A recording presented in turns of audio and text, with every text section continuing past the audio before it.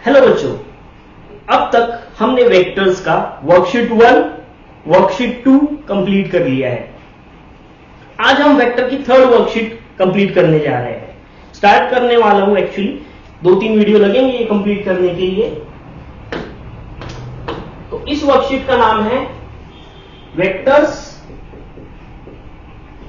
Worksheet 3 addition and subtraction. Vectors addition और subtraction, इसमें आपको 2-3 लॉज है। वो लॉज पढ़ने से पहले हम सीख लेंगे what actually a vector is. Vector कुछ नहीं है, वेक्टर बस एक एरो है। वो एरो की जो लेंथ है that is magnitude of vector, let it be A है लेंथ, ए है न्यूटन में, मतलब जो भी वेक्टर है हम उसको ए से डिनोट कर सकते हैं, ठीक है। अब उसको डायरेक्शन भी होती है, तो डायरेक्शन हम एन कैप से डिनोट करते हैं, तो ए इंटू एन कैप बन जाएगा मेरा वेक्टर, जिसको मैग्नीट्यूड भी है डायरेक्शन भी है। ए इंटू एन कैप को मैं ए बार से भी डिनोट कर सकता हूं। ए बार का मतलब होता है वेक्टर ए। वेक्टर को एक टेल होता है और एक हेड होता है। एरो को हेड कहते हैं और जो उसका जहां से स्टार्ट हुआ है वेक्टर उसको हम टेल कहते हैं, ठीक है। अब वेक्टर के एडिशन में 3 लॉज इंपॉर्टेंट है। एक्चुअली 2 ही लॉ है वो, बट 3 लॉज हम उसको करके सीखेंगे। पहला है triangle law of vector addition and subtraction. Second है polygon law of vector addition and subtraction.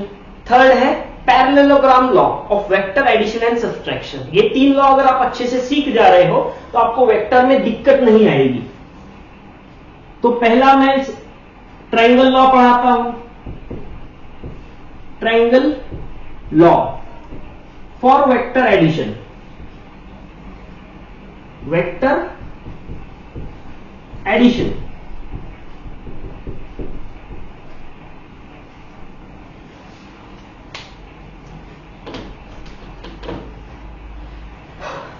जो triangle law for vector addition होता है उसमें जाहिर है 2 वेक्टर होंगे, 2 वेक्टर का एडिशन होगा और हम वो 2 वेक्टर के एडिशन को रिजल्टेंट कहेंगे। तो सपोज मैं 2 वेक्टर ले रहा हूं, यहां पे मैंने एक वेक्टर ले लिया ए और एक मैं वेक्टर ले रहा हूं जो कि ऐसे डायरेक्शन में है B, 45 degree to the horizontal, पकड़ लो, ठीक है। एक बी वेक्टर है, एक ए वेक्टर है, दोनों की मुझको एडिशन करनी है। तो मैं कैसे करूंगा? सबसे पहला रूल, ट्रायंगल लॉ में कोई भी एक वेक्टर के हेड को टेल से जोड़ लो। तो देखो मैं पहले ए वेक्टर लूंगा, उसको यहां पे निकालूंगा। वेक्टर तब तक चेंज नहीं होता जब तक मैं उसकी डायरेक्शन और मैग्नीट्यूड चेंज नहीं करता। तो देखो यह है ए वेक्टर, ए वेक्टर की डायरेक्शन इधर थी, डायरेक्शन मैंने सेम रखी है, लेंथ भी सेम रखी है, ठीक है। अब मैं बी वेक्टर की टेल ए वेक्टर के हेड से जोड़ूंगा। थोड़ा डायरेक्शन गड़बड़ हो सकता है, मान के चलो कि सेम है, ठीक है। यह है बी वेक्टर, बी वेक्टर की टेल ए वेक्टर के हेड से मैंने जोड़ दिया। अब ये बन गए ट्रायंगल के दोनों साइड्स। अब जो रिजल्टेंट वेक्टर बनेगा a प्लस बी का वेक्टर एडिशन हमको देगा रिजल्टेंट r। ये r का मैग्नीट्यूड और डायरेक्शन हमको मिलेगी जब मैं वेक्टर a की टेल और b का हेड जोड़ दूंगा।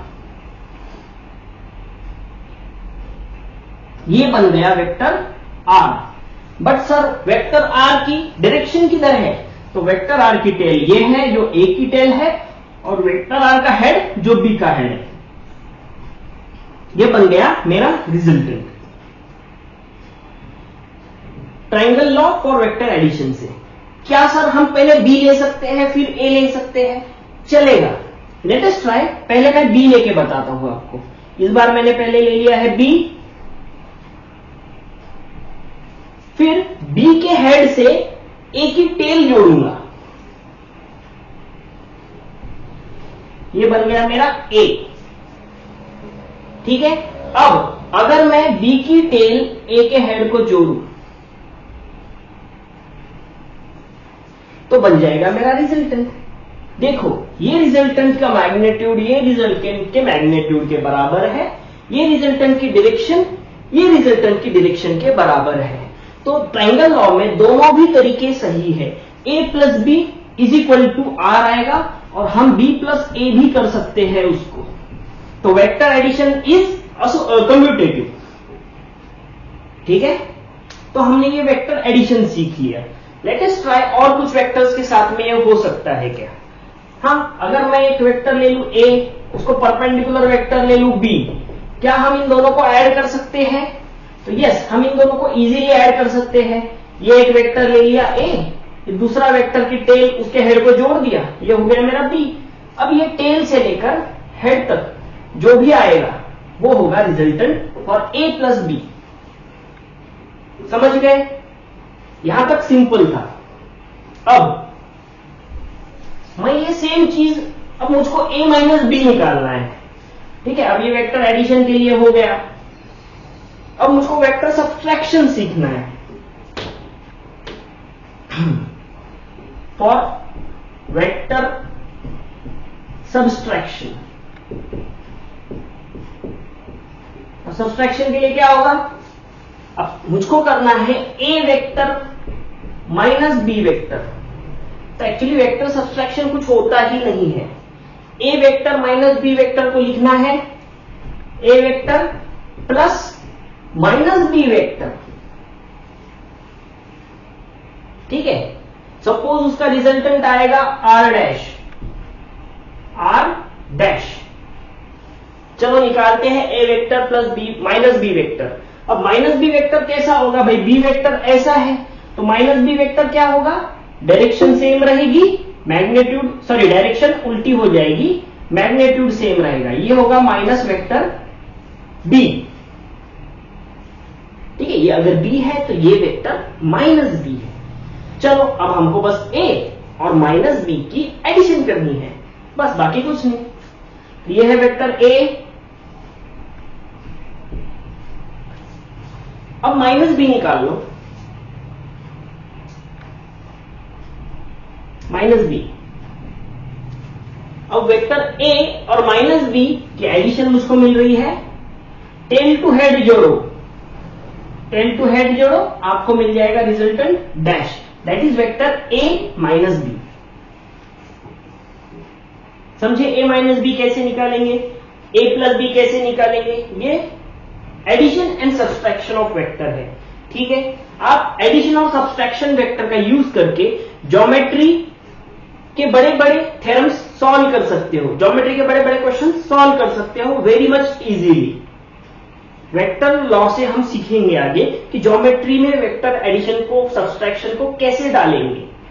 ठीक है, पहले वेक्टर हम सीख लेते हैं, फिर जो आप नहीं सीखे वो भी मैं आगे पढ़ा दूंगा। बट पहले आपका ये परफेक्ट होना चाहिए। जो भी सिनॉप्सिस में है, जो भी वर्कशीट में है, अगर आपका परफेक्ट है तो ही मैं आपको आगे का पढ़ा पाऊंगा। वो भी सिंपल सिंपल चीजें पढ़ाऊंगा, हार्ड नहीं पढ़ाऊंगा, बट ऐसी पढ़ाऊंगा जो आपने नहीं सीखी है। ये आपका परफेक्ट होना चाहिए।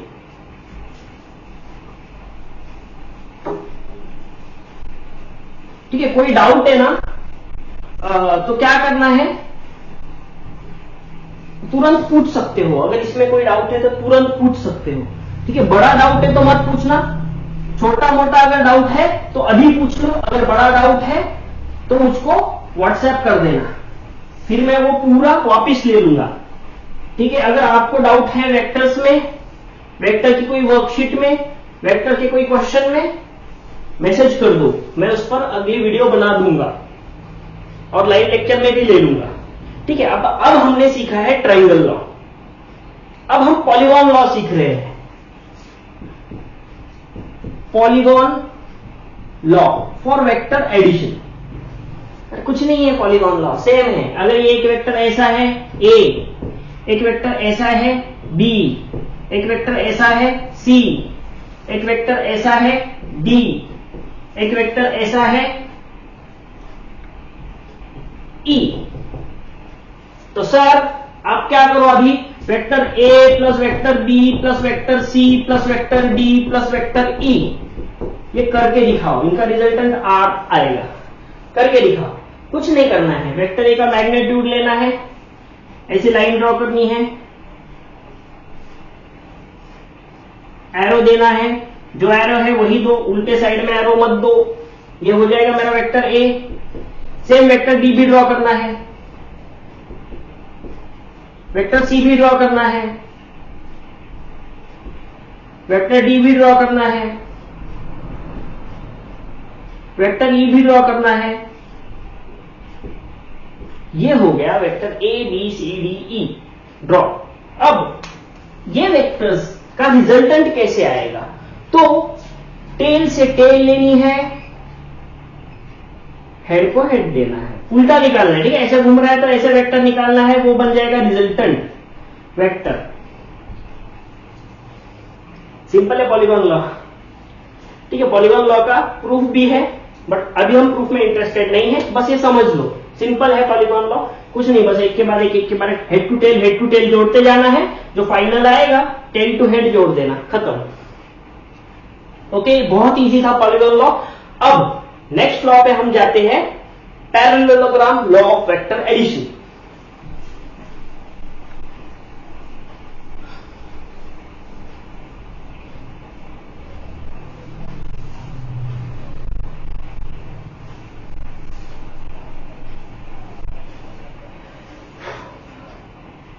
थोड़ा जल्दी ज्वाइन किया करो, ठीक है, मतलब टाइम पे ज्वाइन किया करो, जल्दी भी मत, टाइम पे ज्वाइन किया करो, टाइम वेस्ट हो जाता है।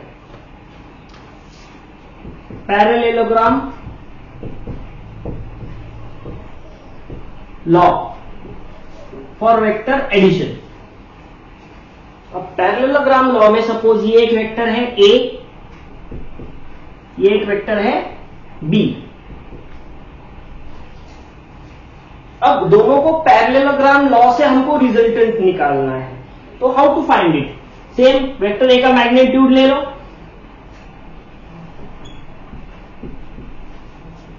अब वेक्टर बी को ऐसे जोड़ो कि वो टेल टू टेल जुड़ेगा या फिर हेड टू हेड जुड़ेगा। तो टेल टू टेल जोड़ के मैं बता रहा हूं,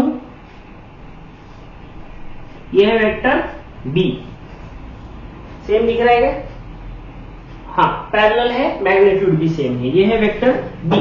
अब क्या करना है, let A and B be the sides of parallelogram, और ऐसे एज्यूम करके आपको पैरेललोग्राम ड्रॉ करना है। पैरेललोग्राम की प्रॉपर्टी क्या होती है, ए को पैरेलल यहां पे अलग दूसरी साइड निकाल लो, बी को पैरेलल आप एक और साइड निकाल लो। दिख रहा है क्या पैरेललोग्राम, थोड़ा सा टेढ़ा हो गया है ना, अब सही है, ठीक है। ये मुझको मिल गया दोनों का इंटरसेक्टिंग पॉइंट, ये बन गया मेरा पैरेललोग्राम। अब पैरेललोग्राम बनने के बाद में ए और बी की जो टेल है उससे एक डायगोनल निकालो पैरेललोग्राम के आखिरी पॉइंट तक, ये बन जाएगा आपका resultant A plus B is equal to R, मतलब ये होगा आर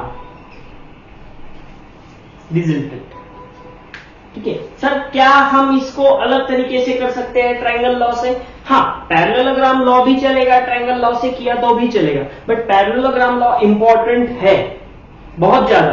क्यों इंपॉर्टेंट है, तो पैरेललोग्राम लॉ हमको मैग्नीट्यूड भी देगा बिना स्केल की मदद से, और एंगल भी देगा, किस डायरेक्शन भी देगा, तो दोनों चीजें हमको पैरेललोग्राम लॉ से मिलेगी। वो कैसे मिलेगी मैं बताता हूं।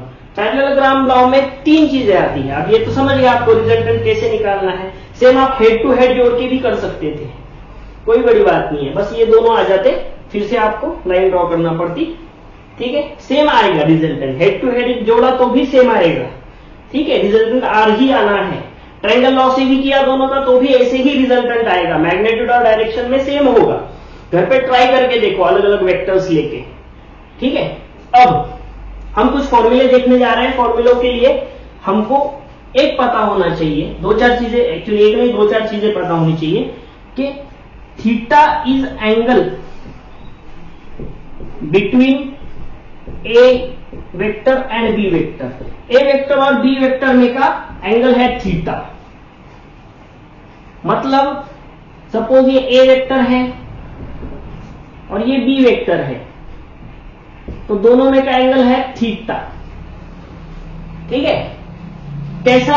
Anti clockwise. ठीक है, एंटी क्लॉकवाइज क्लॉकवाइज इतना फर्क नहीं पड़ेगा, ठीक है कर लो, क्योंकि वो अभी फिलहाल तो हम सीख रहे हैं 180 डिग्री से छोटा, तो इतना फर्क नहीं पड़ जाएगा। ठीक है, तो theta is an angle between A and B.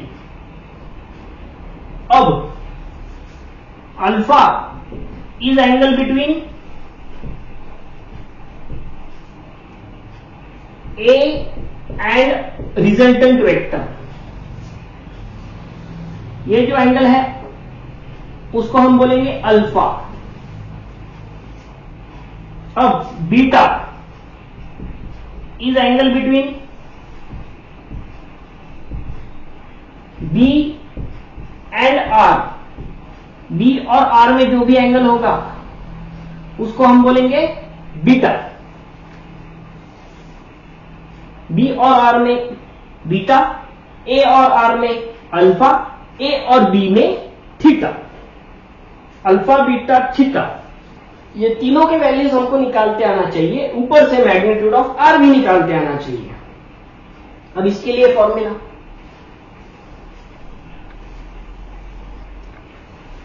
बहुत फॉर्मूले हैं। ठीक है, तो अगर आपको रिजल्टेंट का मैग्नीट्यूड चाहिए तो आपको इजी फॉर्मूला पता है, अंडर रूट में ले लो ए का स्क्वायर प्लस बी का square plus 2ab cos theta. हम ये कर रहे हैं a प्लस बी के लिए, A vector plus B vector is equal to R vector है, ये हम सोच के कर रहे हैं। ठीक है, ये फॉर्मूला उसके लिए है, A vector plus B vector is equal to R vector. कब? जब theta is angle between A and B, alpha is angle between A and R, beta is angle between B and R, तब वो formula लगेगा। Resultant is equal to under root of A का square plus B का square plus 2ab cos theta.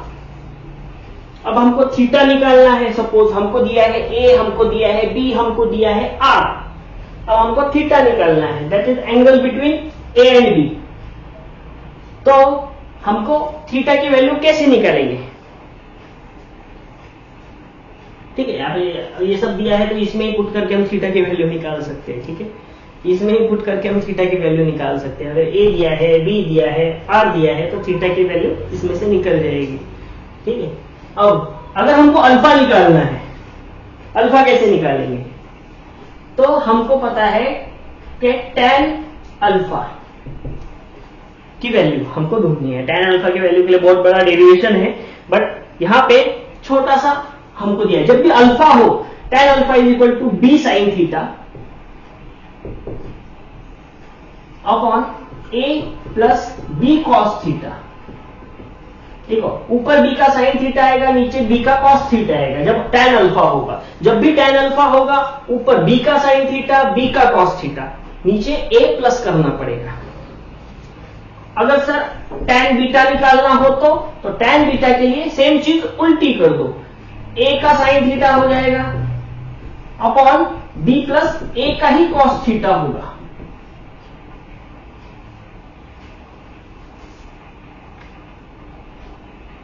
ठीक है, ये फॉर्मूले बहुत इंपॉर्टेंट है, इनको अच्छे से लिख लो। इस पे हमारा वर्कशीट 3 डिपेंड है। और कोई फॉर्मूला है क्या?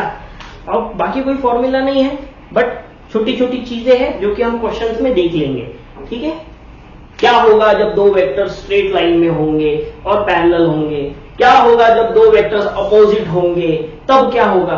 कुछ नहीं भाई, एंगल 0 हो जाएगा, cos 0 1 हो जाएगा, यहां पे -1 हो जाएगा, यहां पे 90 हो जाएगा, cos 90 0 हो जाएगा।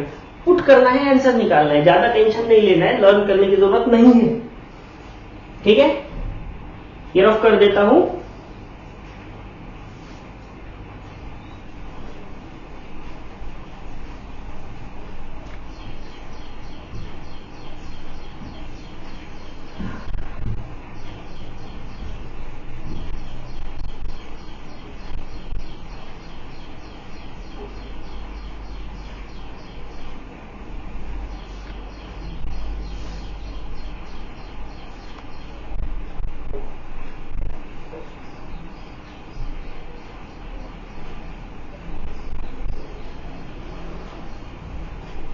क्वेश्चन नंबर 1 पढ़ लो। अब मैं 1 यहां पे सॉल्व करूंगा, 2 यहां पे सॉल्व करूंगा, ऐसे करूंगा, ठीक है। मतलब थोड़ा फास्ट हो जाएगा, आपको भी थोड़ा लिखने का टाइम मिल जाएगा। ऐसे करते हैं, बोर्ड को 2 पार्ट्स में डिवाइड कर देते हैं, ठीक है। क्वेश्चन नंबर 1 देखते हैं। Subtraction of 2 vectors does not obey. Subtraction of 2 vectors मतलब ए वेक्टर माइनस बी वेक्टर क्या ओबे नहीं करता। ऑप्शन 1 दिया है कम्यूटेटिव लॉ। कम्यूटेटिव लॉ पहले तो पता होना चाहिए कम्यूटेटिव लॉ है क्या, है ना। कम्यूटेटिव लॉ होता है क्या A vector minus B vector is equal to B vector minus A vector होगा। तो बिल्कुल नहीं होगा, तो कम्यूटेटिव लॉ फॉलो नहीं करता। सेकंड, क्या एसोसिएटिव होगा, क्या एसोसिएटिव होगा। ये कट कर देता हूं, ठीक है, नहीं तो आप बोलोगे कि सर ने ऐसे ही सिखाया था, ये रॉन्ग है ऊपर वाला। एसोसिएटिव लॉ, एसोसिएटिव लॉ कहता है जब 3 वेक्टर मिल जाएंगे सब्सट्रैक्शन में, माइनस है ना, तो क्या इसका ब्रैकेट मैं पहले सॉल्व करूं तो चलेगा और इसका ब्रैकेट सॉल्व करूं तो क्या दोनों इक्वल होंगे। तो नहीं, ये दोनों भी इक्वल नहीं होते। ट्राई कर लो, ड्रॉ करके देख लो, कोई भी ए बी सी वेक्टर ले लो, ड्रॉ कर लो, हाउ, ठीक है। फिर ये ड्रॉ करके देख लेना, ज्योमेट्री मैंने आपको सिखाई है, तो ट्राई कर लेना खुद से। ना ही को कम्यूटेटिव लॉ फॉलो करेगा, ना ही वो एसोसिएटिव लॉ फॉलो करेगा। डिस्ट्रीब्यूटिव लॉ क्या होता है, ठीक है, डिस्ट्रीब्यूटिव लॉ फॉलो कर लेगा। डिस्ट्रीब्यूटिव लॉ के हिसाब से अगर हम देखें तो वेक्टर्स में कैसे हम डाल सकते हैं डिस्ट्रीब्यूटिव लॉ। अगर डॉट प्रोडक्ट में डालना है तो A dot B minus C, ये is equal to A dot B minus A dot C, ये होता है डिस्ट्रीब्यूटिव लॉ फॉलो करता है वेक्टर, भले ही वो क्रॉस हो, भले ही वो डॉट हो। वो आगे सीखेंगे हम, डॉट प्रोडक्ट क्रॉस प्रोडक्ट, ठीक है, वो फॉलो करेगा, ठीक है। तो ऑप्शन आएगा 1 and 2 both. Option number 4 both 1 and 2, ठीक है। डज नॉट फॉलो पूछा है ना, हाँ, तो ऑप्शन 1 and 2 आएगा। Does not follow option 1 and 2।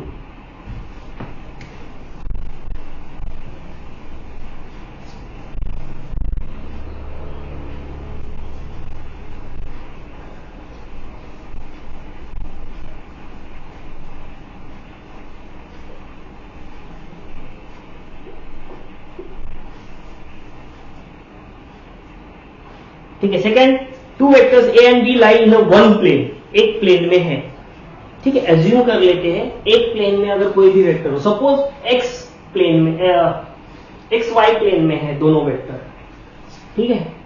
I plus 2j एक वेक्टर है आई और जे प्लेन में, सो हाँ, और दूसरा 2i प्लस 3j, ये 2 वेक्टर है, दोनों एक ही प्लेन में है, दोनों एक ही प्लेन में है, आई जे प्लेन में है ना। आई जे एक प्लेन होता है, वाई जेड एक प्लेन होता है, एक्स जेड एक प्लेन होता है, ठीक है।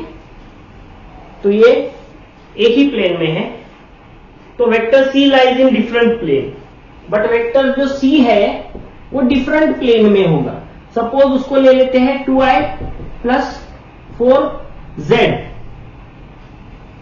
अलग प्लेन में, आई जेड प्लेन में गया वो, तो then a plus B plus C is, then a plus b plus c is, option number 1 cannot be 0, option number 2 can be 0। अब देखो ये दोनों कॉन्ट्राडिक्टरी ऑप्शंस है, तुरंत पहचान जाना है दोनों में से एक आंसर है, तीसरा चौथा लिखने की जरूरत ही नहीं पड़ेगी। कॉन्ट्रेडिक्ट कर रहे हैं ना, कैनॉट बी 0, कैन बी 0, तो दोनों में से एक तो पक्का है, तो दोनों ही लिख रहा हूं मैं, तीसरा चौथा ऑप्शन लिखने की, देखने की भी जरूरत नहीं, ठीक है। चलो देख लेते हैं, मैं कुछ एडजस्टमेंट करके ये 2 और ये कट कर सकता हूं क्या, देखते हैं, ठीक है। ये 2 है, ये 2 है, तो इसको -4 लिख देता हूं, कट हो गया, देखो तीनों 4i -4i + 2i + 2i I cancel हो गया।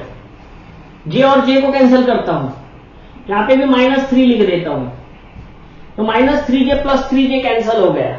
अरे जेड को कैसे कैंसिल करूंगा मैं, जेड तो है ही नहीं इन दोनों में, है कि नहीं? तो it cannot be 0, this is the correct option, क्योंकि वो जेड को कैंसिल कर ही नहीं पाएगा। तो this is the correct option.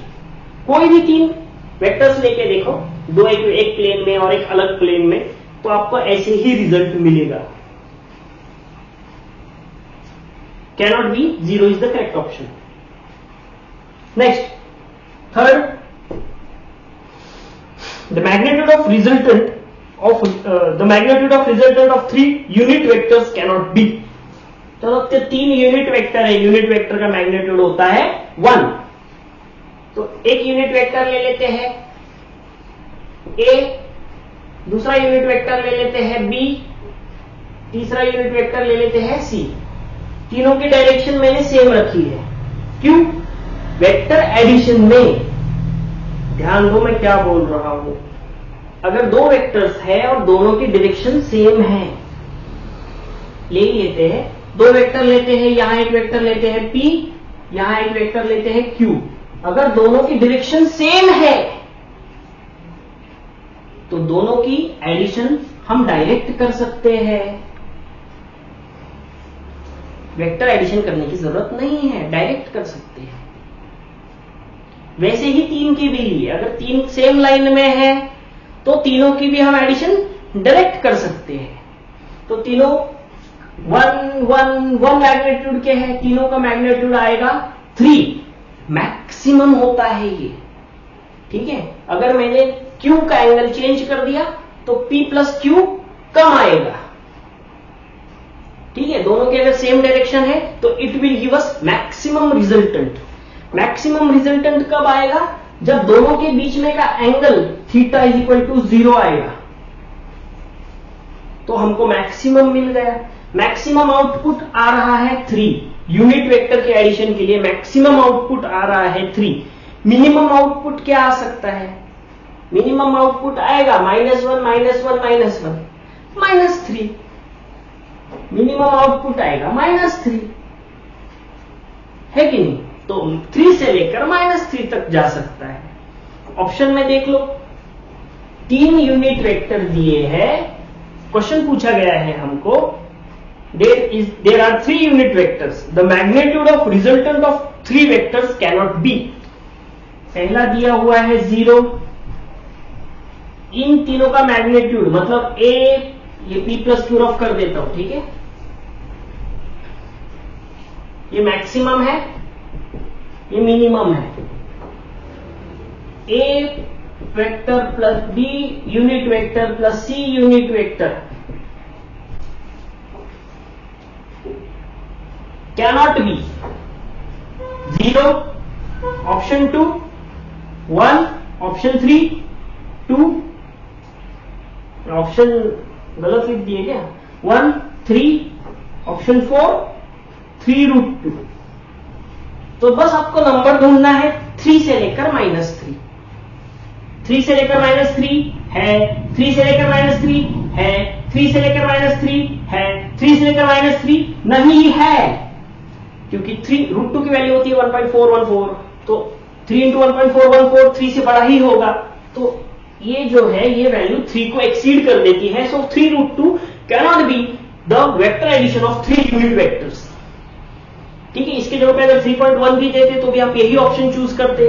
अगर -3.1 देते तो भी आप यही ऑप्शन चूज करते, ठीक है।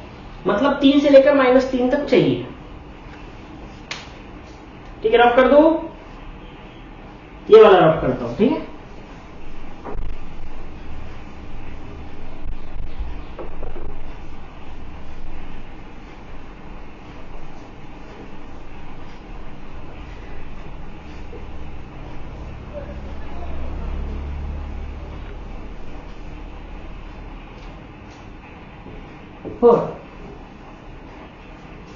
फ्रॉम द फिगर ड्रॉ करनी पड़ेगी, ऐसे ऐसे ऐसे ऐसे एरो अच्छे से ड्रॉ करो, ठीक है, फिगर के ऐसे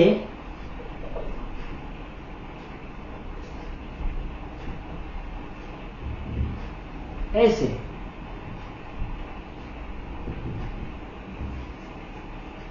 CAB tab,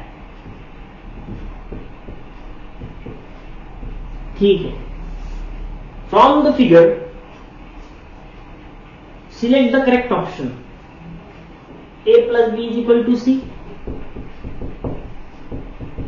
Option number 2, B plus C is equal to A.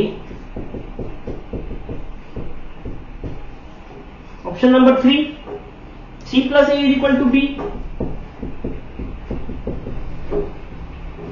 Option number 4, A plus B plus C is equal to 0.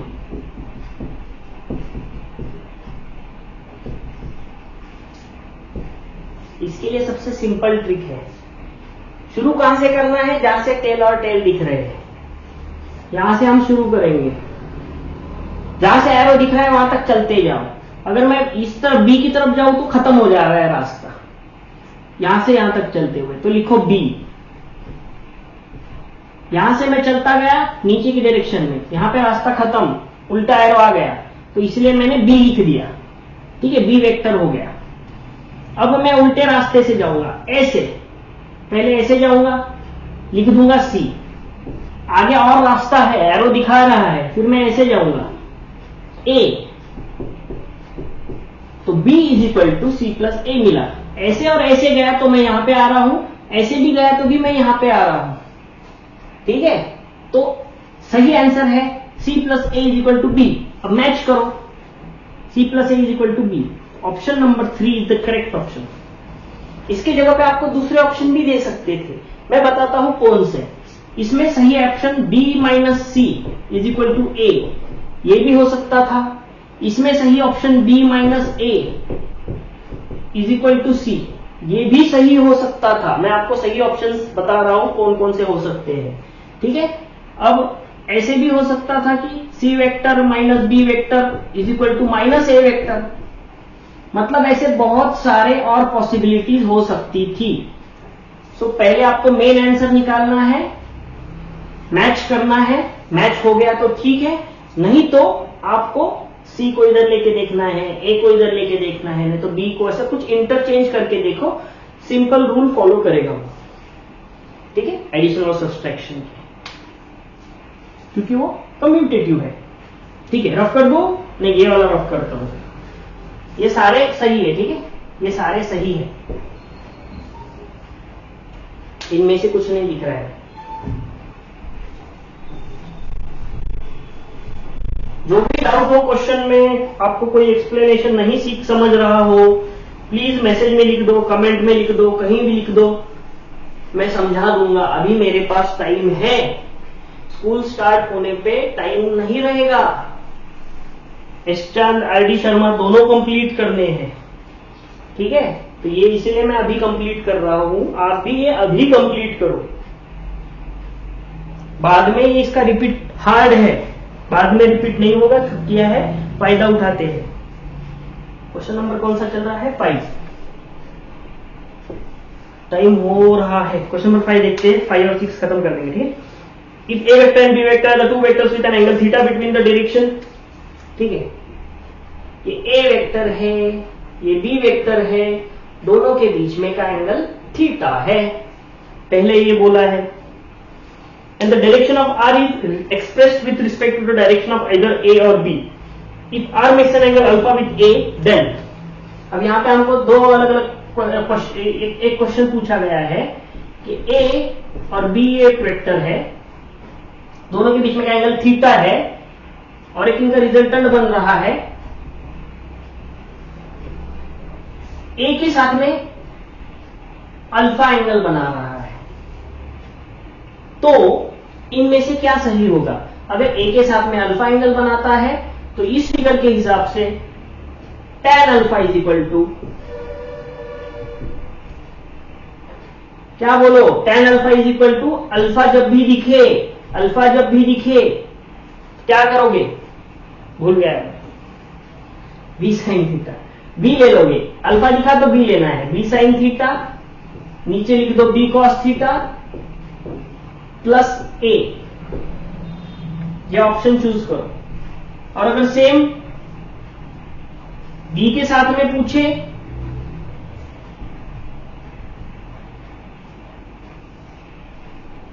ये है ए, ये है बी, बी के साथ में है बीटा एंगल, ये है आर।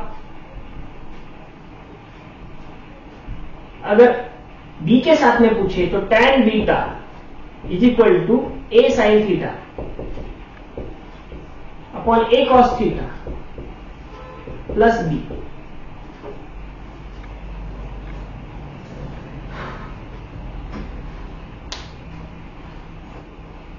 ठीक है, देख लो, फॉर्मूला मैच कर लो, क्या आएगा? ऑप्शन 1 सही है। अब सेकेंड, ठीक है, नेक्स्ट के लिए क्वेश्चन नंबर 6 के लिए देख लो। If A and B are the two vectors with an angle theta between them and the direction of R is expressed, ठीक है, मतलब tan बीटा की वैल्यू पूछी है, तो tan बीटा की value A sine theta upon B plus A cos theta.